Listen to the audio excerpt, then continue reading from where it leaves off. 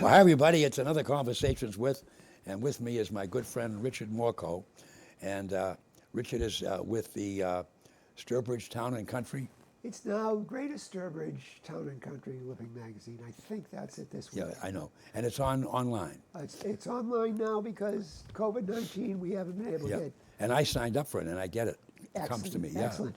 And we should tell the home visitor, the home viewers, you would go to John Small at SturbridgeTimes.com, his email, and ask to be put on the list and subscribe. You'll love it. Yeah, oh, it's great. Yeah.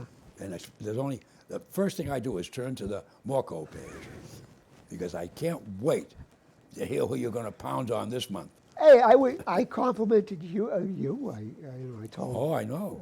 Well, some of my dickisms, you know. Yep. Well, I tell you, I brought this in today because I wanted to aggravate you a little bit. But anyway, and I'll tell you what paper it was, and you'll laugh at me. Of course, it was in there. The Globe. The Boston Globe. The Globe. Yeah. Anyway, I just think it was. I couldn't believe they gave the half a page for a cartoon. I mean, it was huge. But Well, they hate him. They hate him almost as much as you do. I don't hate the guy.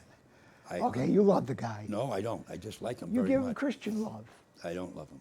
I don't love him. I just don't like him, but I don't hate him. Anyway, it's the president, and of course, it's a cartoon, so his tie goes all the way down to the ground. And he's even got his little shoes on with the high heels and the thick soles. Gives him another inch. And, of course, he's got his makeup on his face. You can see that. And his hair. You know, it's all perfectly done.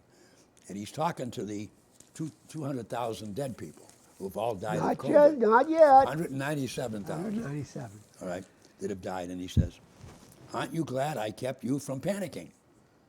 And nobody answered him.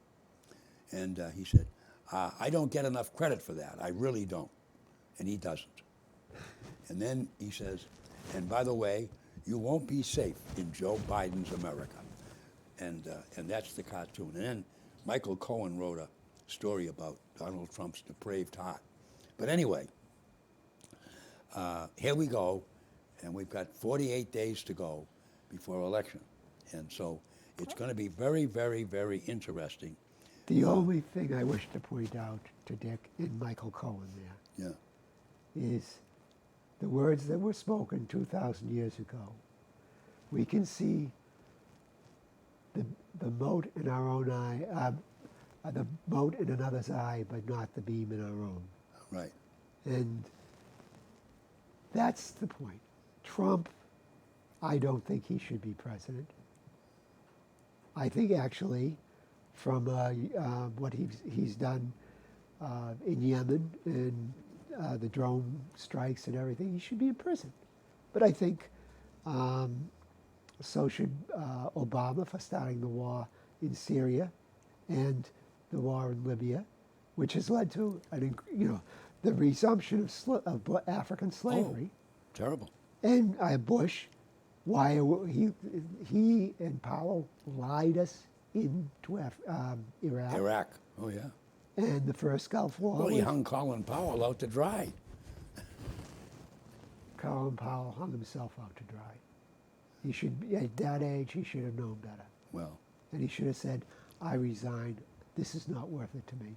Right. Trump, but Biden, it's okay to be against. I'm not going to vote for Trump, but I'm not going to vote for Biden.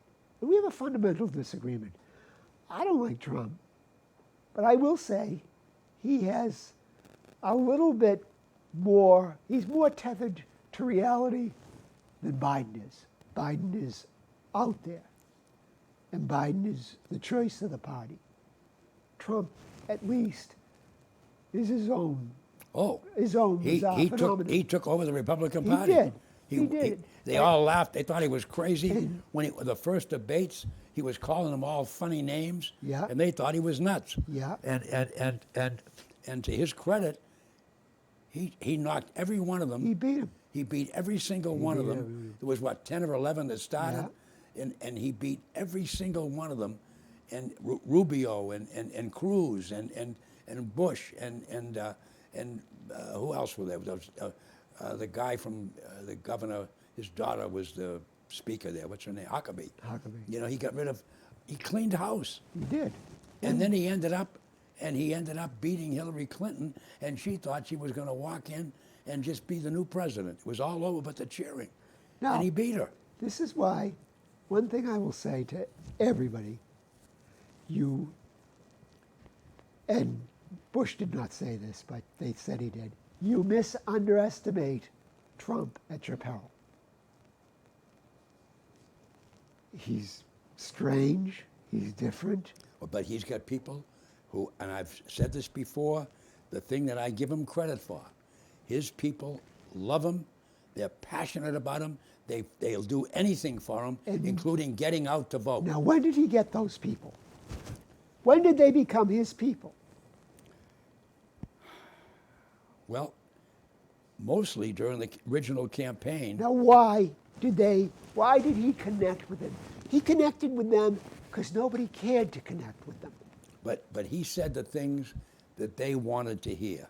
And to his credit, I give him credit. What did they say that they He wanted was to going to build a wall in Yeah. Mexico.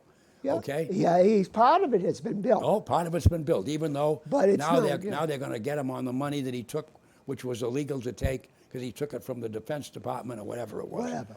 But the Doesn't point even- is, doesn't matter. Doesn't matter. He told him he was going to build a wall and keep him out of here. He's gonna bring He jobs back. He called Mexicans all kinds of names. Crooks, rapists, thieves. They're not coming in here. They loved it.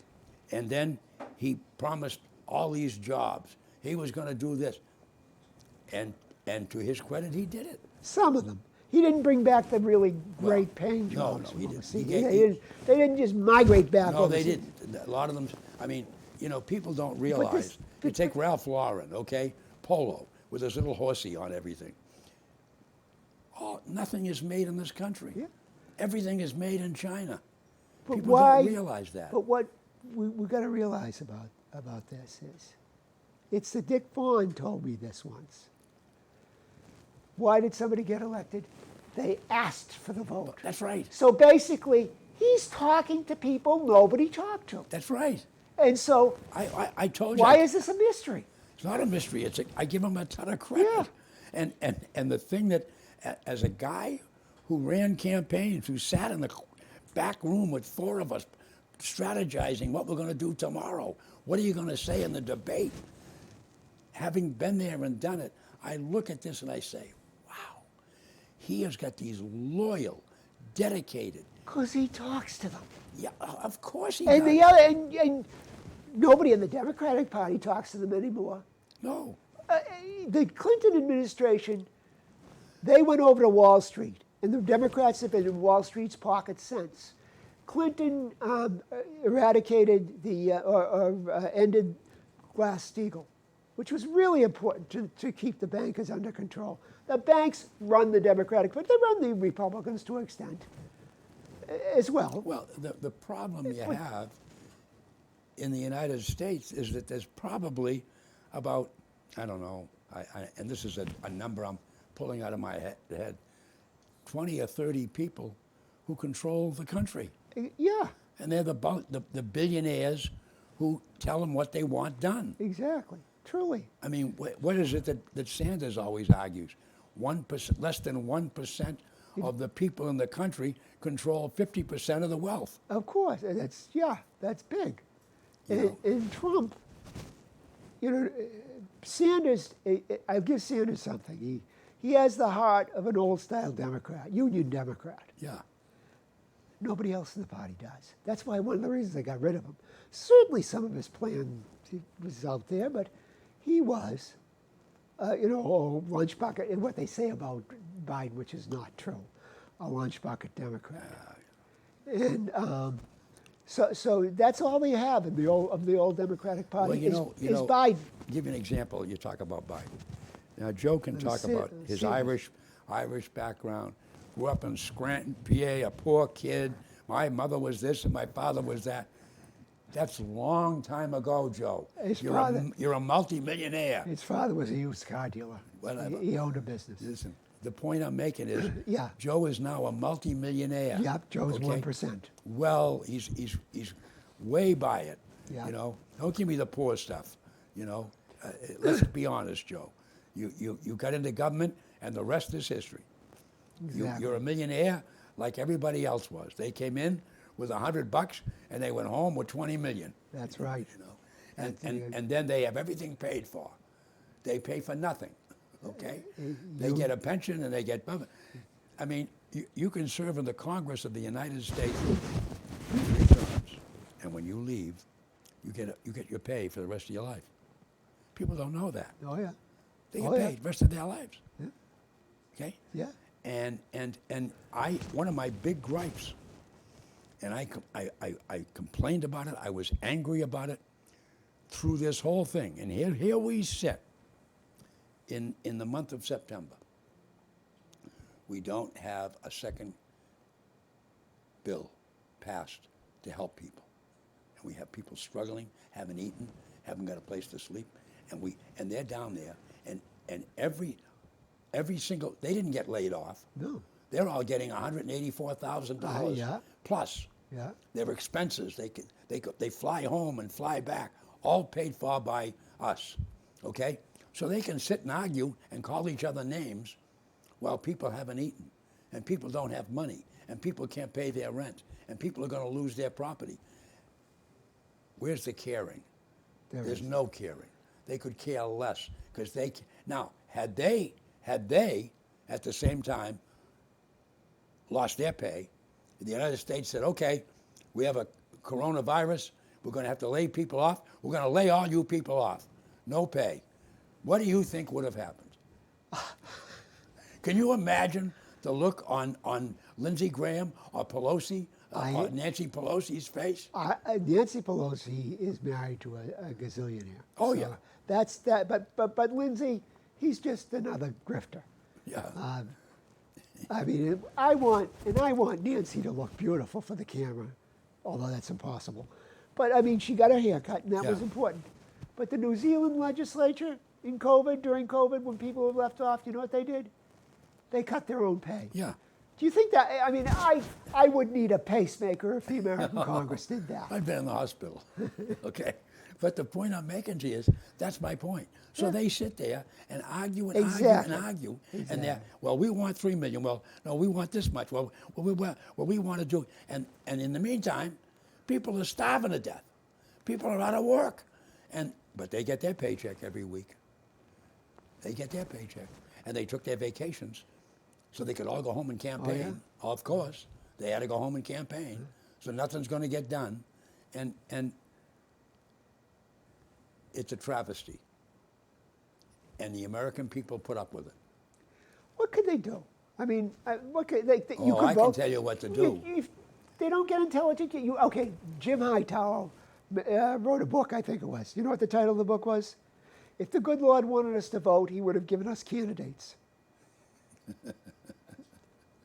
I mean, come on. I mean, we don't get people because, well, Let me tell you what what can you we can do? Let me tell you what you can do, but we don't do it.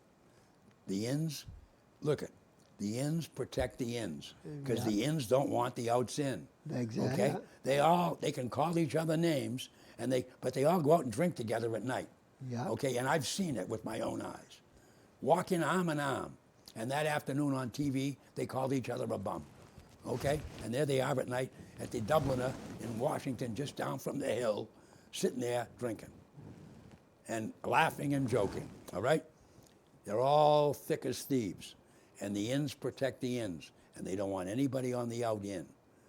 Okay, they protect each other, and they keep each other in power. And all you have to do is this year, do not vote for an incumbent. And if you do that, they're gone. But you know what we do? We can't wait to vote for the incumbents. And we keep them in. We do. Over and We over. do. And they brag. I've been your senator for 42 years. Really? You've been stealing money from us for that long? You know, Okay? I've been in the House for 30. Look at Markey. 46 years. By the time this term ends, he's going to be 84. Okay? and he wins again. And it's painful to think All right, about him. and in this case, I happen to know because I grew up in Malden. I knew when he was a city councilor. I tried to get a hold of. There was a debate with Kennedy, and I tried to get a hold of the two people who were doing the debate, and I had two questions for them to ask Ed Markey. Senator, when was the last time you stayed in Malden overnight? It was 25 years ago. When was the last time you went to the Malden-Medford Thanksgiving game? Never. Well, he did. When he was a city councilor, he used to go every year. And now his predecessor was Toby McDonald, who was Jack Kennedy's roommate at Harvard. And Toby unfortunately died at 60, or he had cancer and died. And Markey ran when Toby died. Markey was a councilor at large in the city government of Malden, ran for Toby's seat and won. So he was in the House for many years. But he's now been in for 46 years. And he lives in Washington. Doesn't have a house in Malden.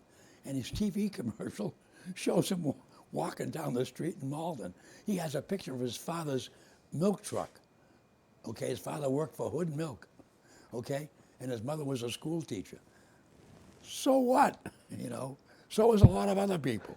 You know, but I, you know, and they didn't ask the questions. Of course. But they would have been great questions. Yeah. Because he would have been you know, because he hasn't lived in Malden, you know. And in fact, you know, I don't know how he gets away with running from Malden. You know, he lives in Washington. Well, who's going to stop him? I mean, who's going to, other than Dick Vaughan, Detective Dick Vaughan, nobody's going to go down to Malden and, you know, and then make a formal complaint. You know. But I'll drive you down there if you want to go, and we'll Yeah. make a formal complaint. Well, how is this guy? He does not live in Massachusetts. How did he run from Massachusetts? Yeah. I suspect there's some legal thing he did to make it right. But you know, I'd love to see it. I mean, He's probably, what he probably does is he has a street address. You know, there's probably a house in Malden that his cousin or somebody has. and he claims it. He yeah. used that address, and that covers him. You know. True. Yeah. Period. I mean, that's probably it. I mean, look at Hillary Clinton. She from Arizona or Arkansas was the senator from New York. Come on. She wasn't even from Arkansas. She hated Arkansas. She was from Illinois. Chicago, yeah. Yeah. Yeah. But she ends up senator from New York. We're the only homeboys in this country. You know, I mean, well, Bobby Kennedy did it too. Oh, yeah. He was a senator from New York. Well, brother, a senator from Massachusetts. Yeah, well, Jack was a congressman. He had, it was Tip's seat. He had that, he ran in 46 and was a congressman until 52, and then he beat Cabot Lodge for senator, and was senator until 58, well, actually till 61, when he became president, and then he had his roommate, Ben Smith, became, John Volpe appointed Ben Smith for him to hold the seat for Ted. So Ted could run in 2 years. And Ted, they had to take him out in a coffin. Yeah. Yeah, that's what happened. That's how we get out of there. But the point, it was 45 years. Because what happened was he got sick. But to be real honest, I was planning to have a party at the Public House for Ted Kennedy's 45th anniversary in the Senate. Barbara Suliotis called me up, because I was his coordinator for many years, called me up and he wanted to come out to the suburbs. Can you set something up, Dick? I said, wait a minute, let's have his 45th anniversary. Oh, great idea. And then he got sick, and he had to cancel it. We never did it because they called me back and said, Dick, he's really not up. He's not feeling well at all. And they didn't say what it was. Then you find out he had a brain tumor, I guess, and poor fella died. But the point I'm making is they get in, and that's their job. They own it. Yep. They own it. And you can't get them out. No. But there's a way to do it, but nobody does it. Don't vote for an incumbent, period. Well, over 46 or 44, whatever number of years, enough people have called them up, and they have done, not for everybody. I know Markey didn't do you a favor. No. But they've done enough favors. That's what they do. Yeah. They take care of people. They take care of people. I remember the Turnpike, Mass Turnpike. Still here. When they had the booths. Yeah. When they had the I booth. remember that. I remember. let me tell you some funny stories. Those booths were a mecca for governors and for their staffs and for the high-ranking senators and the high-ranking members of the House. If you wanted a job on the turnpike, you had to go, and each, depending on who they were. I happen to know a fellow who was a representative in a community that I once lived in, and he had 4 jobs, and four of his hardest workers each got a job on the Mass Turnpike. Back in those days, it was 45 grand, and all you had to do was hand out a ticket, give somebody a ticket when they drove through, and when they didn't like you had to go on the other side, and you had to collect the money. Oh, God. But giving out the ticket was the easy Oh, one. gee. But it was a great job. Not only did you get, in those days, it ended up being 65 grand in the end. But when they closed it, when they got rid of the booths. But the funny part was, not only was it 45 grand, great benefits. They had 4 weeks vacation. They had, if it got over 90, you didn't have to work unless they had an air conditioner in your booth. Oh, it was just, and then they had great health insurance. Oh, yeah. It was just absolutely, it was a job that ended up being worth about 80, 90 grand with the perks, okay? Because it was all free. So if you didn't have to pay for your insurance, that saved you 10 grand a year. Yeah. So that was another 10, and they were great jobs. And that's why it took years to get rid of the toll booths. They started talking about that, back around Oh, yeah. 1990. That's how we keep the boys happy. Yeah, the oh, girls. yeah. And get- Nobody, not one person in the House or Senate was going to give up that gig to where they could put their buddies on the turnpike. It's certainly along Route 90, none of them would. Oh yeah, I mean it was just, but it's all what it is, and as we know, the tragedy of our governments, all governments, federal, state, regional, and local. We still have county commissioners, for God's sakes. That's just another. I mean, unbelievable. They get the money they make. We still have the county, so we have regional governments. I mean, it never ends. I can remember in the early days of the Dukakis administration, we were talking about we had in addition to local police, we had the Massachusetts State Police. Yeah. We had the Massachusetts Capitol Police. Yes, they took I care of the remember State that. House. Then we had the Metropolitan District Commission Police. That registry. And we had the Registry Police. And we had the Transit Police. Okay? We had 7 police departments under the Commonwealth of Massachusetts. And I remember we were having a meeting, and somebody came up with the idea, Michael, why don't we just have 1 police department? Why do we have 7? It's a great idea. And the original plan was to take the Massachusetts State Police, and we were going to have divisions.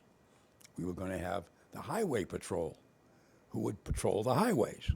We were going to have the police, the state police, that oversaw the registry. And we were going to have the state police that patrolled the Capitol building. And then we were going to have the police that patrolled the state parks, the old MDC, all under the Massachusetts State Police. Well, the unions were jumping up and down.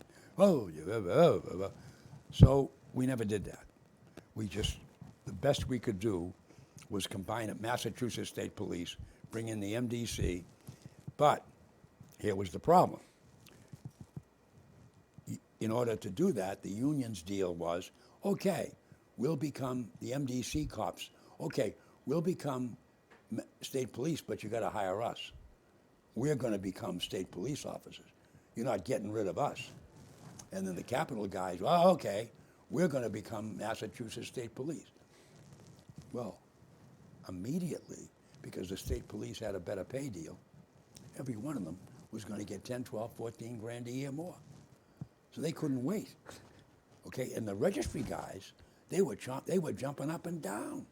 Well, the problem you then had, half of them were unfit, because the state police have to take that course, and Yeah. they have to weight they got to be a certain, weight and height and all this stuff. Well, we had roly-polies coming out of the registry. They hadn't walked in weeks. You know what I'm saying? Well, they took care of cars. What do you expect? Well, but of course. But the point I'm making is that's what is the state police. Yeah. That's why you see state troopers with bellies on them. They couldn't chase a crook 3 feet. They'd collapse. Okay? But they were not the original. So then there was the bitterness, because the state troopers who had to go to New Braintree and go through a 6-month course Yeah. and climb walls and do all kinds of things to pass the test. These clowns were walking in, and plopping in the cruiser, and off they went. And they had to get special uniforms to fit them. I mean, it was ridiculous. But Have that's what, they been trotted out by now, though? Haven't they? There's Not still really. some of the registry cops, old registry cops. oh yeah, they're still in there. Those guys must be fossils by I now. had a guy pull me over because I went down. When I got disturbed, I was coming home one day from Framingham, and I get off at 10 to come to Charlton. And there's a drop down lane that gets you chicken cut out. So it was a Sunday Sturbridge. Sturbridge was backed up for 20 miles, and we're crawling. So I get to the road and I see the sign, half a mile to exit 10. Okay, so I said to Jen, I want to go up. I put my blinker on, and when I get to the bridge, I'm going to drop out. So it's about a quarter of a mile to the drop down to go down the ramp. Cop comes up, pulls me over. State trooper gets out of the car. Had to weigh 220. Had a belly on him. Name was Ramos. Okay, and he comes over and, what were you doing in my lane? And I looked. I'd never had a trooper. One thing about them, most of them, they treat you with ultimate respect. They did. This guy, what are you doing in my lane? I went, and I said, keep quiet, because this guy's looking for trouble. Didn't say a word.